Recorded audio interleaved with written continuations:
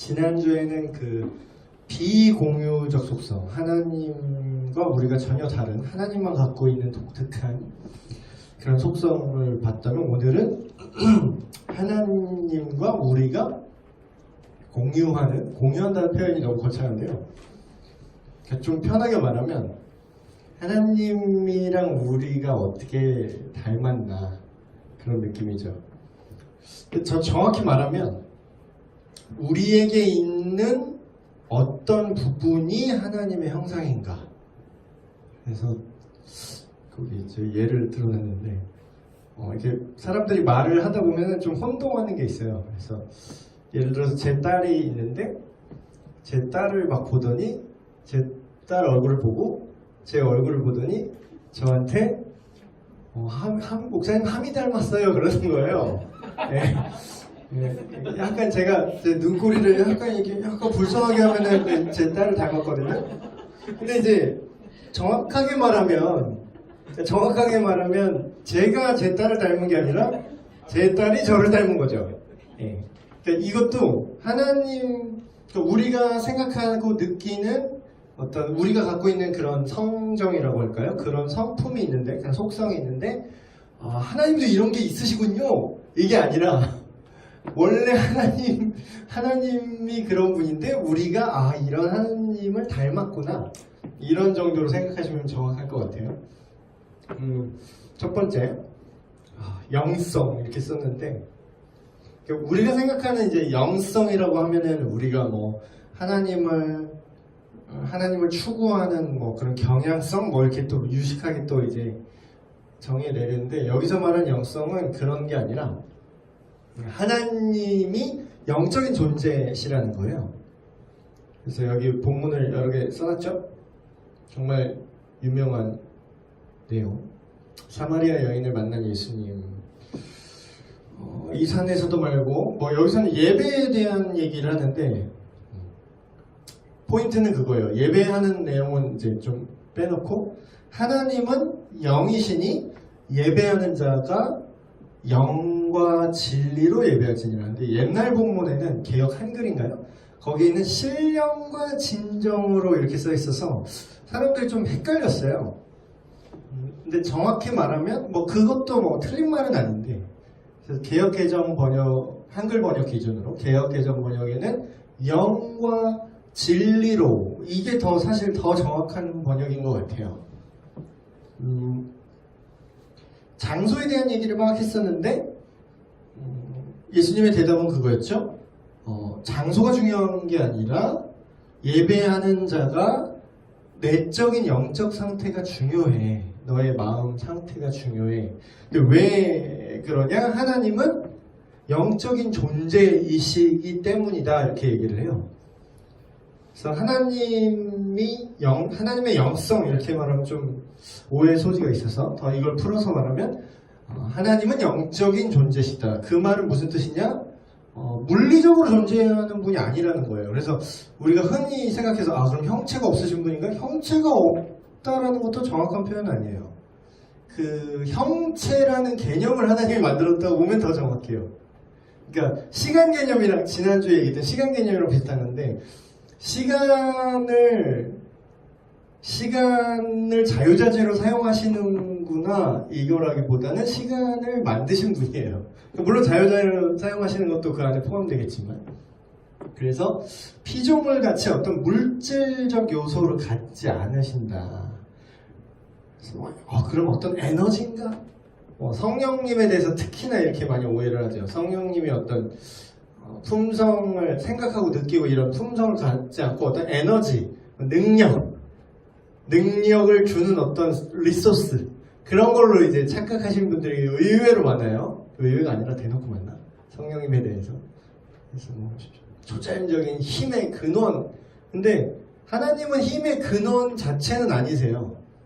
이걸 오해하지 말고 잘 들으셔야 될 게, 힘이 있는 분이시지 힘 그 자체가 아니시라고요.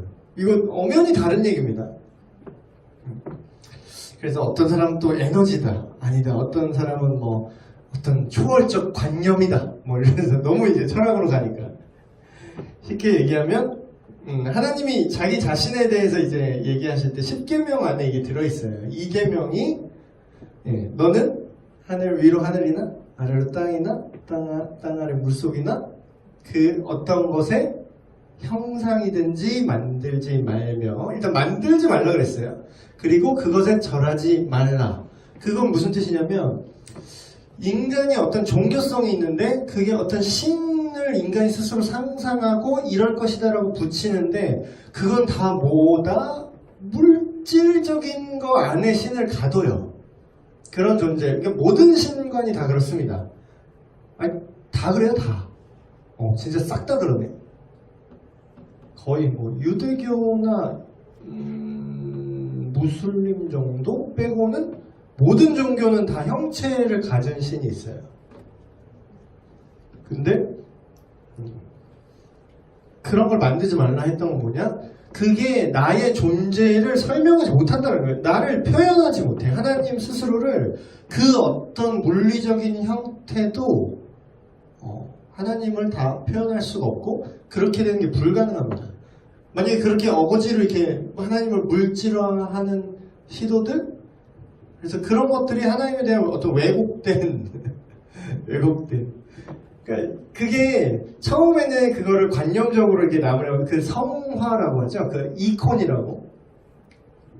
그 동방 종교에는 이콘이라고 있어요. 하나님, 그러니까 성화가 발달했어요, 거기는. 그래서 이제 하나님을 막 그림으로 표현해놨어요. 그 스테인드 글라스 있죠? 여기 우리 들어올 때. 진짜 스테인드 글라스는 아니지만 판박이로 붙인 거지만 그런 게 이제 그 당시의 맥락으로서 봐야지. 우리가 그거를 계속, 만약에 우리가 그걸 계속 추앙한다고 생각해 보세요. 그럼 우리 아들이 물어보겠죠. 아빠, 하나님은 어떻게 생겼어? 이렇게 생겼다. 이렇게 보여주시면, 하나님 이렇게 생기셨어. 그러면 그게 엄청난 오해예요. 근데 이게 하나님이 영적 존재시구나. 그런데 이게 우리랑 뭐가 닮았어요? 네, 닮았어요. 우리가 닮았어요. 우리는 물리적 실체가 있는데요. 그게 아니라 우리를 어떻게 지으셨다고요? 영적인 존재로 지으셨어요. 그래서 창세기 자세히 보시면, 성경 전체에 보면 이게 다 말이 들어맞는 게, 너희가 정녕 내가 먹지 말라고 명령한 선과 악을 알게 하는 나무 열매를 먹으면 죽을 것이다. 근데 안 죽었네요? 네, 몸뚱이는 안 죽었지.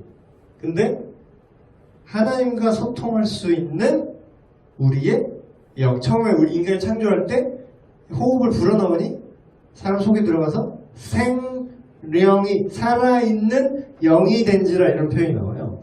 그게 죽었다고요. 그래서 그 순간부터 하나님이랑 실시간 소통이 불가능해지고 점점 어두워지게 된 거죠. 근데 우리 안에 그 영이 회복되면 어떻게 된다고요? 이 본문 말씀처럼 영적으로 예배가 가능해지고 그리스도의 영, 하나님의 영과 나의 영이 연합이 되고 하나님의 임재, 그러니까 영적인 존재 앞에 내가 설 수 있게 된다. 그래서 우리와 어떤 일부 공유하는 그런 개념이라고 할 수 있죠. 두 번째, 불가시성. 이런 얘기 참 많이 듣습니다. 아이를 낳으면 참 많이 들을 거예요. 유치부도 많이 들을 것 같아요. 초등부도. 하나님은 왜 안 보여요? 하나님 왜 안 보일까요? 하나님 왜 안 보일까요? 제가 하나님을 봤어요. 병원에 가보세요. 혹시라도 나는 봤어요 이런 분 있으면 병원에 한번. 여기서 봤다는 건 진짜 생눈으로 본 거 말하는 겁니다. 생눈으로 보는 게, 성경은 뭐라고 그러면 하나님을 볼 수가 없다고 말해요. 원래 하나님을 본 사람이 없으되 어떤 사람도 보지 못하였고. 근데 이상해요. 성경에 보면, 어떤 성경에 보면 하나님을 본 사람들이 나와요. 대표적으로 모세, 아브라함, 몇몇 선지자들. 근데 이제 대놓고 이렇게 눈을 이렇게 보지 못했어요. 불 같은 것이 지나가시고 떨기나무에 불이 펴져 있고, 제단을 펼쳐놨더니 그 안에 수그리고 있는데 보고 확 지나가고 뭐 이런 식이에요. 그러니까 성경 표현은 구약적 표현으로는 하나님이 지나가시면 그 뒷모습을 보았다. 그러니까 물론 진짜로 뒷모습을 봤다는 건 아니겠지만 그런 식으로 비유적으로 좀 표현을 하는 것 같아요. 근데 신약에는 그 개념이 부분적으로나마 나타납니다. 보이지 않는 하나님께서 우리 눈에 보이는 인간의 몸을 입고 오셨다. 그래서 인간 역사에 잠시나마 가시적으로 하나님을 볼 수 있었던 어떤 유일한 시간이었던 것 같아요. 그래서 예수님이 그렇게 얘기하시죠. 나를 본 자는 아버지를 보았거늘 너희가 어찌하여 아버지를 보여달라고 하느냐, 이렇게 얘기를 하셨죠. 일단 뭐 우리가 눈으로 지금 다 생눈으로 볼 수 없지만 궁극적으로는 가능한 개념입니다. 우리가 마지막 때 하나님 나라가 완전히 이루어질 때, 그때 모든 것이 이루어질 때 그러니까 얼굴과 얼굴을 마주하여 그분을 볼 것이고, 이렇게 성경에 막 나와 있죠. 그래서 그의 참 모습 그대로 볼 것이다. 그리고 팔복의 한 가지 복이 이제 그거죠. 마음이 청결한 자는 복이 있나니 그들이 하나님을 볼 것이다. 근데 팔복은 뭐 깨알 지금 주석인데, 팔복은 그러니까 크게 오해하는 분들이 있어요. 정말 많이 오해를 해오셨어요, 여태까지. 아는 사람은 다 아는 얘기인데 모르는 사람은 되게 많은 것 같아요, 아직도. 팔복은요, 그러니까 성공하는 리더의 8가지 법칙, 이런 느낌이 아니에요. 그런 느낌으로 팔복을 보시면 안 돼요.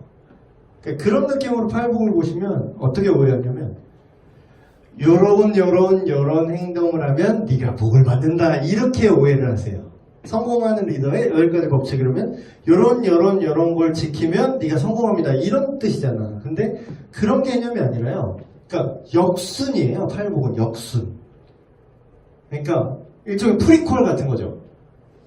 그 팔복이 말하는 건 딱 하나입니다. 뭐냐면요, 하나님 나라예요. 하나님 나라.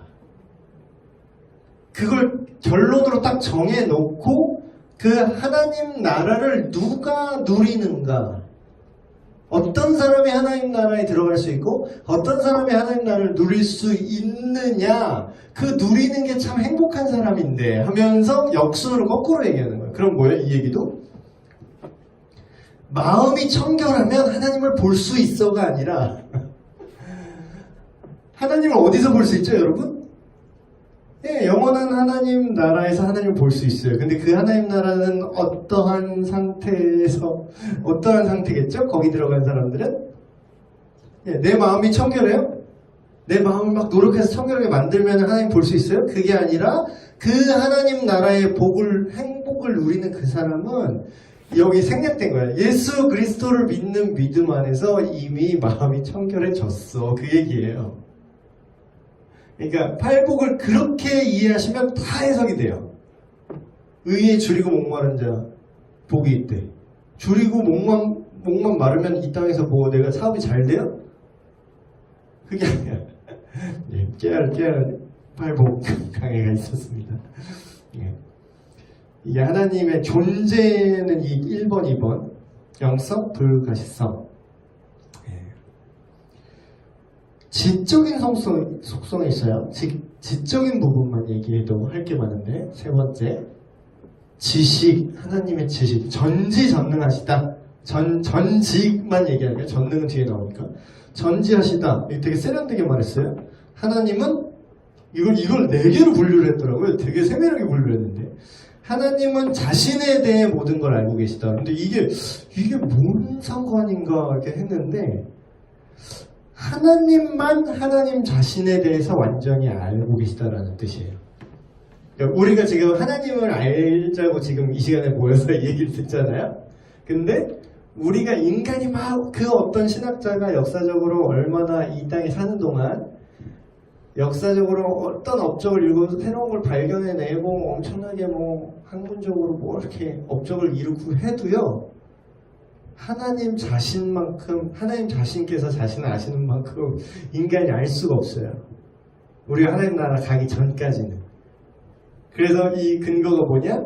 예, 성경에 그런 말 있죠? 성령이 아니고서는 하나님의 깊은 것을 누가 깨달으리요. 근데 역으로 말하면 이게 역설적이죠. 그럼 우리는 근데 부분적으로나마 하나님을 알 수 있어요. 왜요? 우리 안에 하나님의 영이 계시기 때문에. 믿는 자 안에 성령님께서 오셨기 때문에 하나님의 말씀을 읽을 때 하나님을 알 수 있어요. 100%는 아니지만. 두 번째는 뭐냐면 하나님은 실제적으로 지금 일어난 일, 이미 일어난 일, 아니면 앞으로 일어날 가능성이 있는 일 모든 걸 다 알고 계세요. 그러니까 이게 하나님의 전지예요. 그러니까 우리가 그러니까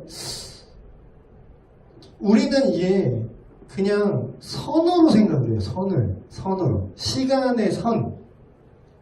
근데 뭐 게임이나 뭐 이렇게 소설이나 뭐 그런 거 보면은 분기점이라고 들어보셨어요? 분기점. 여기서 이렇게 가다가 스토리가 이렇게 가다가 딱 여기서 분기점이 나와. 첫 번째 분기점이 나오는데 여기서 A, B, C를 선택할 수 있어요. 또 갈라지죠. 그럼 A 선택하면 이쪽으로 가고 B 선택하면 이리로 가고 C 선택하면 이리로 가는데 여기서 또 분기점이 생겨. 근데 우리는 이거를 그냥 선형적으로 한 번에 하나밖에 갈 수가 없어요. 인간은. 왜냐하면 시간 속에 있기 때문에. 근데 하나님은 뭐다? 네, 이게 제가 막 지어낸 게 아니라 실제로 성경에 그런 요나서 하나만 예를 들면 하나님이 가서 니느웨 백성에게 심판이 임할 것이라고 얘기를 해라 라고 얘기하시죠. 요나에게. 근데 결론은 심판이 떨어졌어요? 안 떨어졌어요? 안 떨어졌죠. 하나님이 약속을 안 지켰나? 심판하신다며요. 요나가 막 이러죠. 심판하신다며요. 예, 그 얘기가 그런 거예요. 이미 일어난 일, 그들이 죄 가운데 있다는 일이죠. 근데 그들이 분기가 있어요. 쉽게 얘기해요. 분기가 있는 거예요. 심판을 외쳤을 때 회개하면 이런 일이 일어나고 심판이 멈추는 거죠. 근데 회개하지 않을 경우 그대로 심판이 진행된다. 소돔과 고모라 마냥. 그럼 하나님이 그거를 자유의지를 다 던져놓고 요나에게도 자유의지를, 물론 자유의지만 주고 막 되게 몰이를 하시지만 그런 뜻이죠. 실질적으로 일어난 모든 일 아니면 일어날 가능성이 있는 정도까지 모든 경우의 수를 다 알고 계십니다. 그래서 여기 예를 들었는데 장로교파와 감리교파의 그 가장 큰 신학적인 차이 내지는 뷰의 차이가 그거잖아요. 그러니까 장로교는 하나님 조건을 강조하기 때문에 하나님 시점으로 말해요. 그럼 뭐예요? 이미 하나님이 다 정하셨다 이렇게 얘기해요. 다 정하셨다. 그러니까 예지다. 예정이다. 아, 예정이구나. 예정이다. 근데 감리교는 인간의 뷰로 보는 거예요. 인간의 뷰로 본다는 게 틀렸다는 게 아니에요. 또 여기서 오해하실까봐 그래 신학은 하나님 뷰로 보는 건데 인간 뷰로 보면 안 되지. 또 인본주의지 그런 뜻이 아니라 인간 시점으로 볼 때는 어때요? 하나님이 인간이 어떤 선택을 하실지 미리 알고 계시구나 이런 거지. 근데 뭐예요? 결국 뭐가 맞다 틀리다의 문제가 아니죠. 그래서 하나님은 모든 일을 가능성조차 다 알고 계시다.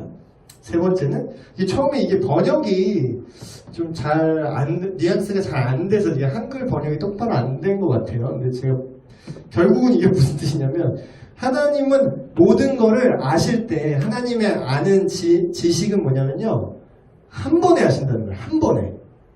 이게 무슨 뜻이냐면 하나님이 슈퍼컴퓨터처럼 막 이렇게 얘기하면 슈퍼컴퓨터 인공지능이 극한까지 빅데이터가 엄청나게 발달을 하면 결국 이게 신이 되는 게 아닌가? 근데 실제로 지금 그 얘기가 나와요. 인공지능이 엄청나게 발달하고 그런 것들이 이제 데이터들을 엄청나게 축적을 하면 나중에는 지금 사람들이 점집에 왜 가요? 내 미래를 알고 싶어서. 근데 그 점쟁이보다 더 잘 맞추는 것이 실제로 구현된 거 아세요? 점집 안 가봤는데 가본 사람이 그러더라고요. 갔더니 문제가 있어서 왔구만 하면 그럼 뭐 문제가 있어서 왔지 뭐 기분 좋을 때 점집까지는 않잖아요. 그러면서 이제 뭐 맞히는 거 신기하게 결혼한 지 얼마 안 됐구만. 아 결혼 이제 다음 주에 결혼하네. 뭐 알아 나를. 그러니까 우리가 놀라는 거잖아요. 근데 그런 점장이 같이 지금 이루어지고 있어요. 제가 인터넷을 딱 키잖아요. 그러면 내가 사고 싶은 물건이 딱 떠요 옆에.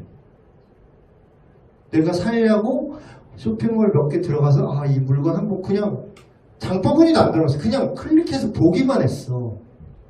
내가 평상시에 유튜브 딱 키잖아요. 내가 평상시에 관심 있는 분야 주제가 팍 떠. 자동으로. 뭐예요? 네가 이걸 좋아할 것 같아서 내가 준비했어 하고 이렇게 띄우는 거야. 여러분 진짜 신기하잖아요. 내 위치 정보가 내가 여기서 IP 주소로 내가 의정부나 연신내에서 계속 접속을 할 거 아니에요? 그러면 거기서 내가 검색한 데이터가 글로 자동으로 전송이 돼서 내가 뭘 보고 있는지 내가 무슨 물건을 사고 싶어 하는지 그거를 지식이 그거를 다 그 서버가 그 지식을 갖고 있다니까요. 근데 하나님 그게 막 신이 될 수 있다. 나중에 미래의 종교는 다 인공지능을 신처럼 섬길 것이다. 뭐 이런 얘기가 지금 나와요. 실제로. 근데 인공지능은 연산을 하죠. 연산. 그것도 우리 인간 기준은 엄청나게 빠른 거지만 근데 하나님은 모든 것을 연산할 필요가 없어요. 그러니까 셀 필요가 없다는 거예요. 자, 컴퓨터가 바다의 모래를 샌다고 했을 때 이렇게 할 거예요. 자, 지금부터 시작. 1, 2, 3, 4, 5, 6, 7, 8, 9, 10, 막 세다가 이제 슈퍼컴퓨터 이게 엄청나게 짧겠죠? 우르륵 해서 몇십억 개 딱 이렇게 나오겠죠, 예를 들면. 내 머리카락 세보겠습니다. 우르르르 해갖고 탈모인 분들은 좀 쉽게 나오겠지만. 근데 하나님은 그렇게 카운팅할 필요도 없다는 거 그냥 한 번에 아신다. 그냥 알고 싶어서 아는 게 아니라 그냥 아신다는 거죠. 이게 하나님의 전지의 개념이다.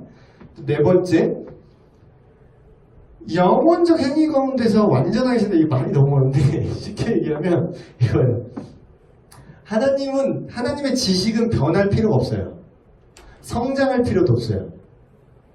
그냥 영원히 그냥 원래 아셔. 그러니까 변할 필요가 없어요. 우리는 지식이 변하죠. 우리가 아는 정도가 변하죠. 몰랐던 걸 알게 되죠. 우리 아들 지금 구구단도 잘 못하는데 저는 구구단을 알죠. 근데 제가 나이를 몇십 년 더 먹으면 저는 구구단을 모르게 될 거예요. 나중에. 슬프지만. 그런 거예요. 인간의 지식은요. 몰랐다가 알게 되는 게 있고요. 알다가 또 까먹는 게 생겨요. 근데 하나님은 뭐다? 그냥 처음부터 그냥 영원히 다 알고 계세요. 그게 까먹지도 않으시고 지식이 줄지도 않고 늘지도 않아요. 어차피 다 알거든. 이런 의미입니다. 자, 지혜.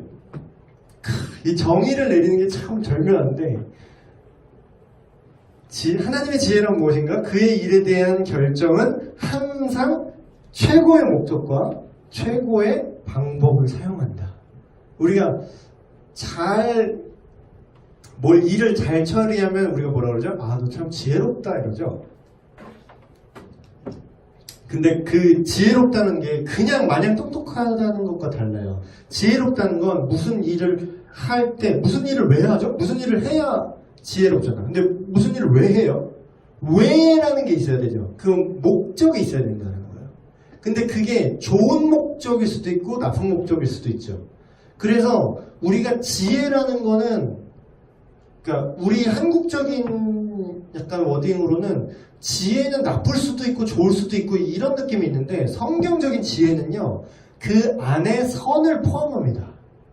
그래서 그 잠언에 보면은 계속 지혜가 여기 있나니 근데 그거를 나중에 성경학자들은 그 지혜를 성령이라는 것까지 얘기해요. 그런 무슨 뜻이냐면 최고의 목적, 다시 말하면 잘하는 것뿐만 아니라 좋은 목적, 선한 목적이 지혜 안에 포함된다는 거예요. 뒤에 다시 얘기하겠지만 이 모든 각각의 하나님의 속성은 분리돼서 따로따로 있는 게 아니라 이게 상호 연관적이에요. 지혜 안에 하나님의 선이 들어가 있죠. 방법론으로도 절묘하다.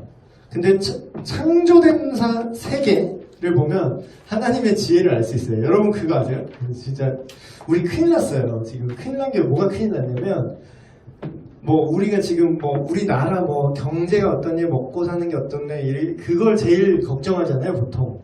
근데 뭐 환경 이런 거는 되게 배부른 소리라고 생각하는 분들이 아직도 많은 것 같아요. 뭐 환경 오염인데 요새 미세먼지 이런 것 때문에 배부른 소리까지는 아니지만 근데 여러분 그거 아세요?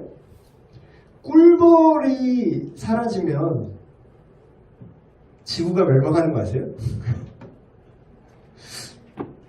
이게 진짜 엄청난 거예요. 이게 우연이라는 말 하는 놈이야 진짜. 우연히 이게 어떻게 돌아가? 말이 안 돼. 이게 너무 절묘한 거야. 그러니까 이 물질이 생기고 생명체가 생기는 것도 우연히 일어나는 게 그것도 엄청난 확률인데 그게 만약에 우연히 일어났다고 하면 그 생기는 것도 그런데 생겨있는 지금 존재하는 것들이 이 안에서 움직이는 것들도요 엄청나게 설계되어 있고 엄청나게 정교하고 엄청나게 지혜롭게 만드시고 돌아가고 있습니다 지금. 근데 그게 인간들이 자꾸 하나님의 명령을 어기죠. 땅을 정복하고 다스리라. 거기서 말하는 정복과 다스림은 네 멋대로 갑질하고 부수고 후려치고 하라는 게 아니라 뭐예요? 마치 아버지가 가정을 다스리듯이 가정을 정복하고 다스려라.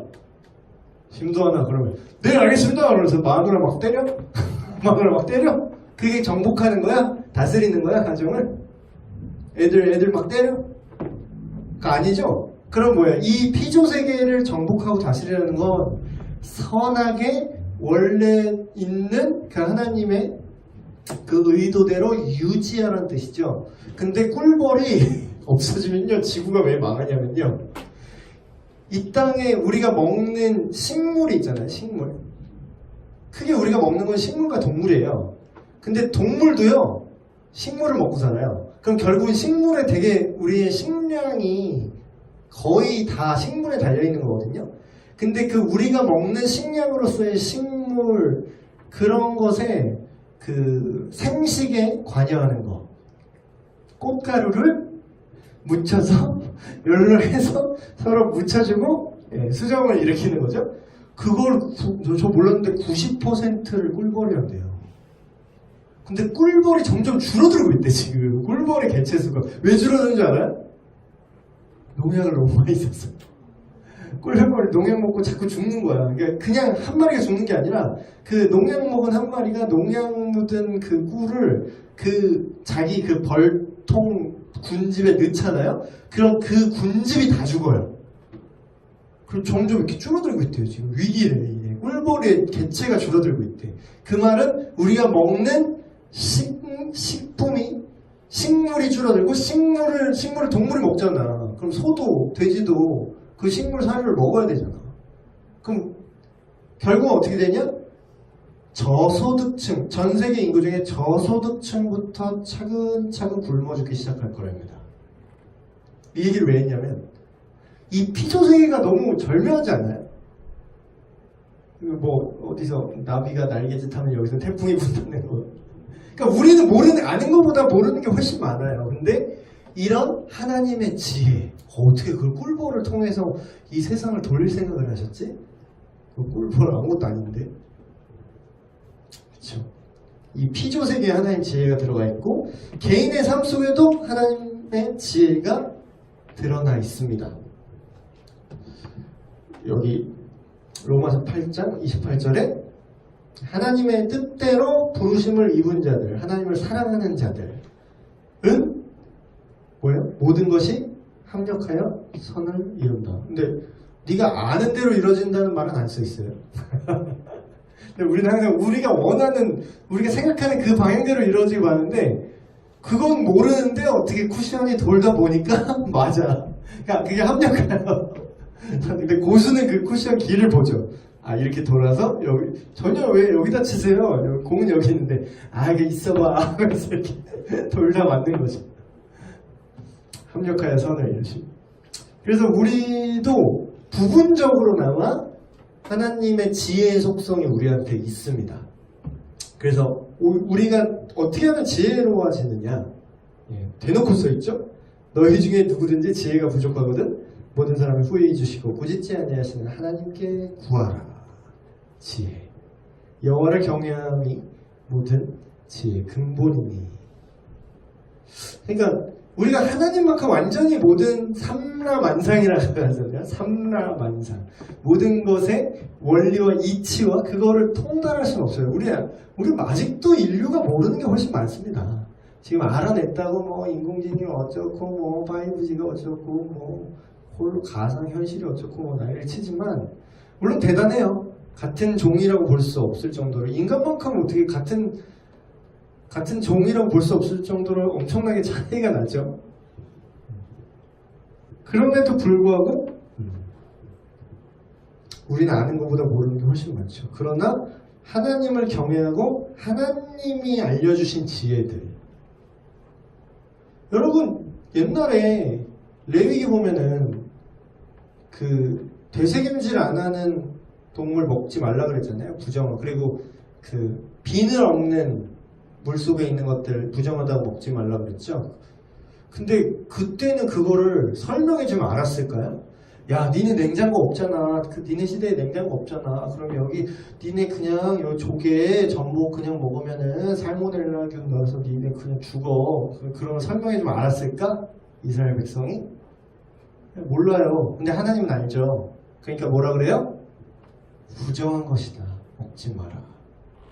여러분 인류 역사에서 그 세균도 되게 나중에 발견된 거 아세요? 여러분 나이팅게일 맞죠? 네, 그 간호사들 나이팅게일 선서하는 나이팅게일이 그 세균 개념을 나이팅게일이 발견했어요.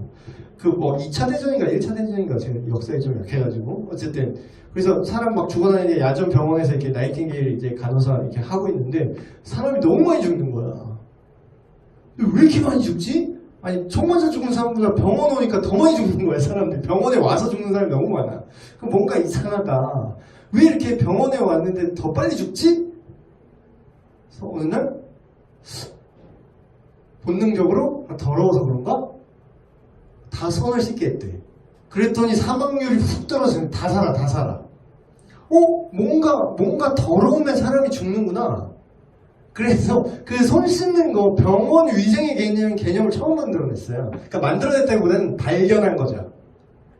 근데 그게 성경에 있는 거 아세요? 죽은 동물이나 너의 부모라 할지라도 시체를 뭐라고요? 만지지 마라. 그 세균 감염이에요 결국.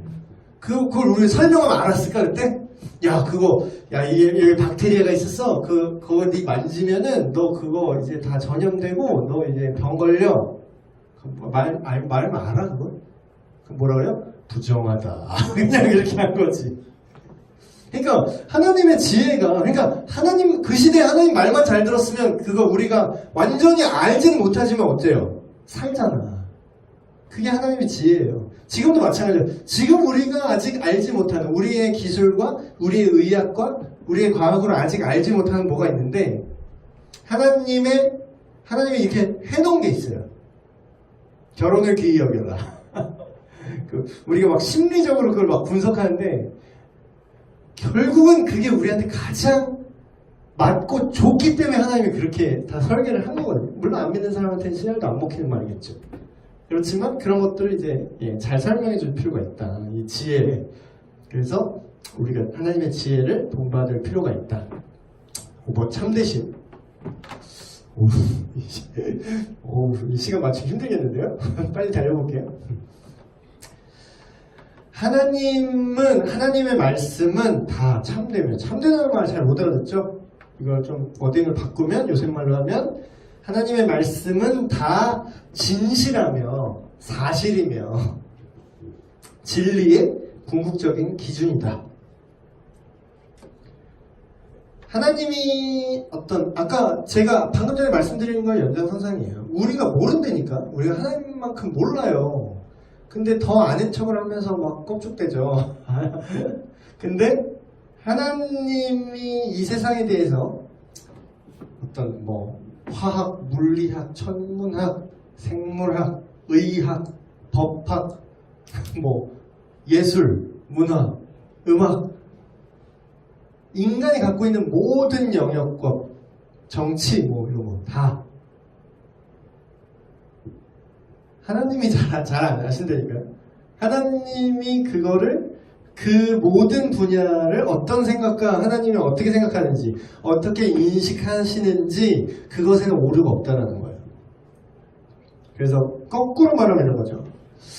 우리의 세계관, 가치관, 우리가 문화를 보는 관점, 그런 것들이 그 근원이 하나님의 세계관, 하나님의 가치관에 맞으면 그게 맞는 거예요. 그래서 계속 그것들을 지금 훈련을 하고 있잖아요. 세계관을 바꾸는 거. 세상의 세계관을 분별하고 그거를 이제 비판하고 또 하나님의 세계관을 이해하는 거. 그걸 동시에 진행하고 있는 거죠. 하나님의 그 진실, 참되실. 근데 하나님의 신실함, 이건 또 뭐냐면 하나님은 약속을 항상 지키시고 그걸 다 성취하신다. 그래서 이 두 개의 하나님의 참되심, 진실하심과 하나님의 신실하심을 우리가 닮았어요. 닮았었는데 좀 오염됐죠. 그래서 요거를 우리가 하나님의 이런 속성을 공유해야 돼요. 그러면 어떤 거냐? 예. 10계명에 다 들어있죠. 내 이웃에 대해 뭐라고요? 거짓 증거하지 말라. 근데 거짓이 참 모든 죄에 한약방에 가면은 감초가 빠질 수가 없다 이런 거잖아요. 죄의 감초는 뭐다? 거짓이에요. 이 거짓말이 진짜 나쁜 게, 진짜 제일 안 좋은 게 뭐냐면요. 이게 다른 모든 분야의 죄와 잘 맞아떨어집니다. 거짓말. 이게 콤비네이션이 아주 좋아요, 이 죄가. 다른 거랑 이제 콜라보레이션이 아주 잘 돼. 거짓말을 해서 사람도 죽일 수 있고요. 거짓말을 해서 간음도 할 수 있고요. 이게 참 이제 여기 갖다 붙여도 잘 붙고 저기 갖다 붙여도 잘 붙는 큰 죄거든요. 그래서 예를 들면 이제 그런 거죠. 이 사회, 우리 개인뿐만 아니라 사회. 옛날에 광우병. 근데 그걸 다 믿었어요. 광우병 2012년인가? 막 연예인들 나와가지고 다 막 그거 먹으면 웹툰 작가도 막 그거 먹으면 다 뇌에 구멍 뚫린다고. 근데 지금 어때요? 예. 미국서 지금 없어서 못 먹죠? 세월호 또 얘기하면 또 이제 욕 먹는데 또 그 노란 리본 단 분들한테 다이빙벨 그거 구할 수 있는데 정부가 막는다며. 다이빙벨을 구한다며. 아니 그걸 믿어. 근데 그걸 사람들이 그걸 왜 믿지? 다 거짓말 밝혀졌죠? 거짓말이잖아. 아니 본인 입으로 말했잖아. 난 사실 이렇게 좀 관심 끌어서 돈 좀 벌고 싶었다. 본인이 말했어요. 근데 나는 그게 나중에 그걸로 영화가 나오는 걸 보고 내가 깜짝 놀랐어. 사람들이 이렇게. 그러니까 여러분, 제가 개인적으로 걸르는 사람이 있어요. 걸르는 사람. 인간관계에서. 저보다 더 인생 경험 많으신 분 이미 다 알고 계시겠지만, 걸러야 되는 사람이 뭐냐면요. 여러분, 사람이 실수할 수는 있어요. 그리고 사람이 착각할 수도 있어. 근데 의도를 갖고 거짓말을 하는 사람 있죠. 그런 사람 되게 위험한 사람입니다. 그런 사람은 여러분 인생에서 걸러야 돼요. 어떤 진짜 분명한 의도와 분명한 목적을 가지고 거짓말을 하는 사람. 광우병 선동, 다이빙벨, 뭐가 목적?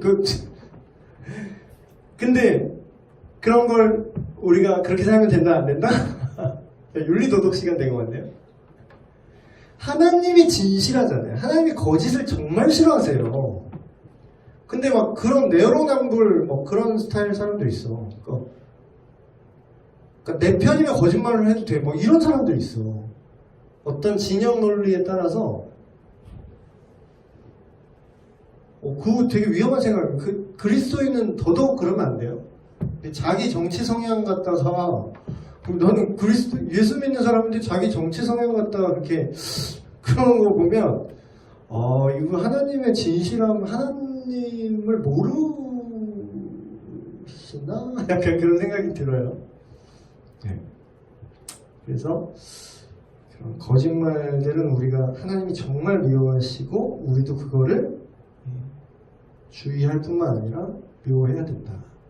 도덕적 속성, 하나님의 선하시다. 하나님이 선. 너무 많이 나와서 뭐 이거는 성경 구절에서 뭐 찾게 너무 많은데 하나님이 선과 악의 기준이 되신다라는 뜻이죠. 하나님이 선과 악의 기준이 되시는데 근데 우리가 좀 생각하지 못했던 부분을 여기서 얘기하는 게 우리는 어떤 옳고 그름의 프레임 안에서 선하다, 이건 악하다 이렇게 얘기하잖아요. 선하다. 근데 여기서 추가적으로 얘기하는 게 선하기 때문에 하나님이 그거를 인정하시고 그거를 좋게 보신다. 그러니까 이게 미묘한데 예를 들면 창세기에 천지를 창조하시고 하나님이 어떠셨다고 써있냐면 보시기에 심히 좋았더라. 이게 원은 토부인데 토부. 근데 이게 도덕적으로 선하다라는 의미도 있는데요. 이게 기능적으로 좋다라는 뜻도 있어요. 그러니까 우리가 좋을 때 뭐라 그러죠? 기능적으로 좋을 때 우리가 뭐라 그래요? 굿 이러죠. 그게 선하다는 거거든요. 그래서 선한 것은 좋은 것인데 그걸 다르게 말하면 가치 있는 것이고 그걸 또 다르게 말하면 인정받을 만한 것이죠. 그래서 하나님은 선하시다. 근데 선하다는 게 이렇게 연결되어 있다 그랬죠? 이게 하나님 속성들이. 근데 하나님의 선하신데 그게 구체적으로 표현된 게 뭐냐? 하나님의 자비, 하나님의 은혜. 이런 게 이제 하나님의 선하심 안에서 열매 맺는 것들이죠. 그래서 결론적으로 말하면 인간은 선한 것을 스스로 선해질 수가 없어요. 인간은 선을 스스로 만들 수가 없고요. 궁극적인 선의 기준이 하나님이시기 때문에 우리가 하나님 안에 하나님을 닮고 하나님을 붙들고 살아야 선과 악이 뭔지 알 수 있어요. 아주 인기 있는 하나님의 속성이죠. 정말 인기가 너무 많은 사랑. 근데 여기서 정말 되게 독특한 정의를 내려요. 되게 참신한. 하나님이 사랑의 속성을 갖고 계신데 하나님 자신의 본질이신데 그 사랑이 뭐냐? 다른 이에게, 다른 존재에게 축복을 내리기 위해서 자기 자신을 영원히 내어주시는 것. 그게 사랑이래요. 그러니까 우리가 인간이 흔히 생각하는 사랑의 개념이랑 아주 큰 차이를 보이죠. 인간이 흔히 생각하는 사랑은 쟤를 보면은 내 가슴이 뛰어 라든가 뭔가 어떤 기쁨을 쟤로 인해서 내가 좀 기쁨을 누려야지 이런 게 많잖아요. 근데 하나님은 하나님의 사랑은 자기를 주시는 사랑이다. 너무 많은데 사랑에 대한 구절 너무 많죠. 시간이 없어서 일단 한번 읽어보시고요. 그래서 이거는 정말 하나님이 우리에게 원하시는 거죠. 심지어는 진짜 하나님의 뜻을 두 가지로 요약하면 뭐라 그러죠? 하나님을 사랑하고 너의 이웃을 사랑하라. 이거는 우리가 선택 가능한 옵션이 아니라 이거는 우리가 이걸 무조건 해야 되는 거예요. 근데 해야 되니까 하라는 게 아니라 우리가 하나님을 사랑하지 않으면 이렇게 될 수가 없어요. 그러니까 불가능해요. 그러니까 세상적인 어떤 선을 베풀고 사랑이 많다 이런 사람들도요 불가능합니다. 왜냐면 그 근원이 하나님께 있기 때문에.